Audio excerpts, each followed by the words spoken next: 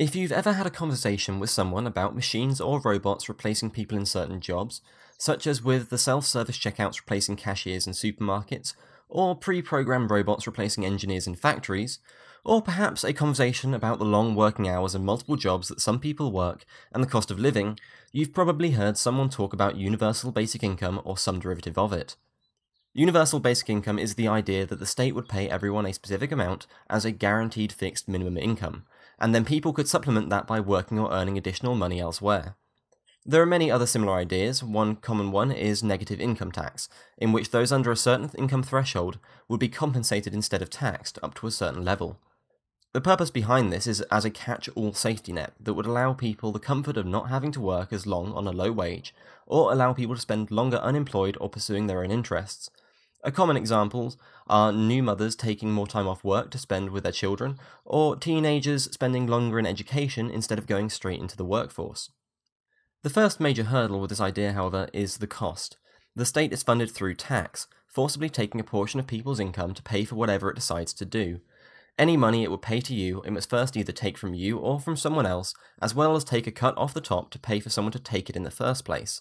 Therefore, negative income tax makes slightly more sense than universal basic income, since you aren't having money taken to just be given back to you, with a not so insignificant cost in the process. The main benefactor of universal basic income is of course not those who are having more or equal amounts taken as they get given, but those who are paying in less or even nothing, for whatever reason that might be. For all intents and purposes, universal basic income is simply a direct form of forced wealth redistribution, in contrast to government services being an indirect form of wealth redistribution.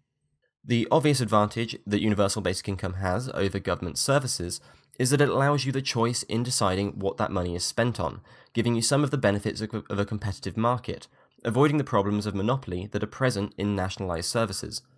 If presented as an alternative to, as opposed to an addition to, government services, it becomes quite an attractive one. The cost is still an issue, of course, since it needs to provide a meaningful amount to be worthwhile, but that money still must come from somewhere, and the more you intend to give, the more you must first take, which isn't an easy task considering tax rates are already quite significant in most places.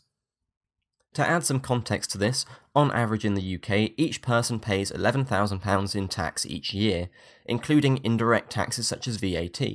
The living wage, however, varies between £17,000 and £20,000 per year, depending on the location, nearly twice the currently taxed amount. To maintain the current level of government services and provide the living wage, taxes would have to more than triple, since the living wage is pre-tax and would also increase as the tax rate does. You've also got to rely on people being as productive in future years, even with a higher tax rate, to still generate enough tax revenue to pay out on this income. You could look to business taxes to cover this, but then to maintain a profit, businesses will have to increase their prices, further increasing the cost of living and reducing the spending power of the money that people have been given as their basic income. If you're giving out a basic income, however, the incentive for people to do low-skill work is reduced, especially if that low-skilled work is not as rewarding as the basic income, which it likely wouldn't considering the tax rate would have to be so high. This means that businesses would need to offer much higher wages to create a demand for those jobs, if they can't be replaced by machines or automated, that is. While this might sound good to the people working in those jobs now, it would increase the cost of doing business and therefore the cost of products and services would go up. And if the cost of products and services go up, the cost of living must rise, and if the universal basic income also goes up to meet this, the incentive to work will even further decrease. This creates a self-perpetuating cycle, as you must constantly tax an ever-decreasing number of people at higher and higher rates. People often point to the different pilot attempts at universal basic income or one of its derivatives, in which a region or a city is given a basic income by the state and then monitored over time for effects. They have varying results, but usually conclude that the quality of life in those areas has increased, and that it was overall a successful project. If we accept those results at face value, they obviously seem quite compelling. The issue with them, however, is that they don't actually resolve the issue of cost, because the funding for the basic income is being subsidised by the other regions that do not receive the basic income, and as such have created a privileged zone that receives the benefits of a basic income and then spreads the negative effects over all of the others, massively skewing the results. What the studies have created is a basic income for some people at the cost of the others. They have failed to provide a universal basic income. To truly test such a thing, the region itself would need to self-fund the entire pilot through its own methods and sustain it over the course of the study. This is the fundamental problem with the concept. There simply isn't enough money to achieve the goal. Any sustainable basic income would have to be too small to be meaningful, and any meaningful basic income would have to be too large to be sustainable, even more so when you're also trying to maintain a government as well. But this shouldn't be an issue at all, because for us to need to worry about implementing a universal basic income, we'd have to first conclude that it solves the problems presented, and that those were in fact problems at all, which they aren't.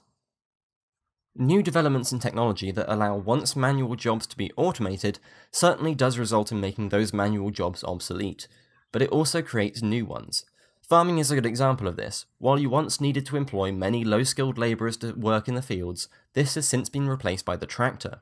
Those workers were all made obsolete since now, for a one-off purchase of a tractor, you can complete the same task at a lower cost, which in turn reduces the cost of your produce and the cost of living and the amount that people need to earn. While the tractor replaced some jobs, it creates a whole host of others. Someone must mine the iron and coal, someone must drill for oil, someone must smelt steel, someone must forge the components. Many people then must assemble the tractor, and even more must take it to the farm. After that, someone needs to operate it, and others will be needed to maintain and repair it. All these jobs are more valuable than the jobs that were replaced by the tractor, and when those jobs are automated and replaced, the jobs needed to replace them will be even more valuable still. Over time, this resolves the other issue that universal basic income is supposed to: long working hours and a high cost of living. Since those working in the longest hours to be able to afford the cost of living are going to be the ones in low-skill, low-value jobs, because if they were in higher-paying, high-skill jobs, they wouldn't need to work as long, their jobs are the prime candidates for automation that creates the higher-paying jobs that don't require them to work as long. Because automation also reduces the cost of living, those working in lower-skill jobs before they become automated will also need to work less to survive, since what they do earn will go further, and even if those who lost their jobs to go into other low-skilled work, they, at least over time, won't have to work as long. We could jump forward into the ideas of AI and self-designing robots, and a future where every job is automated, but if we ever got to that, people losing jobs and not earning money wouldn't likely be an issue at all. Since cost works on supply and demand, things cost because there is a limited supply and a cost involved in supplying in the first place. If literally everything is automated, with absolutely no manual labour involved, supply is entirely costless and only limited by the physical scarcity of resources. As such, if the population is too high for the number of resources, there literally would be no way of organising anything to meet the demand, because there isn't enough physically there in the first place. And if there is enough there for everyone and supply is costless, you have reached a post-scarcity society and everything will be free anyway, because there would be no profit motive anymore, since accumulating resources had no actual benefit. While that hypothetical is a long way off, if it is even possible, the point remains that automation is by no means a bad thing, or a problem in and of itself. If anything, the problem is that things aren't being automated fast enough, and that there is a resistance to it, and attempts to make it harder purely to preserve the low-skilled jobs that will be lost now, even at the cost of all the future ones it will create. And you also must wonder what would happen to a society if you implemented a universal basic income and then had an entire generation growing up believing that for the simple virtue of having been born, they are entitled to other people's labour, that they provide value simply by existing, and that the idea of actually earning the things you desire becomes secondary to simply being given it.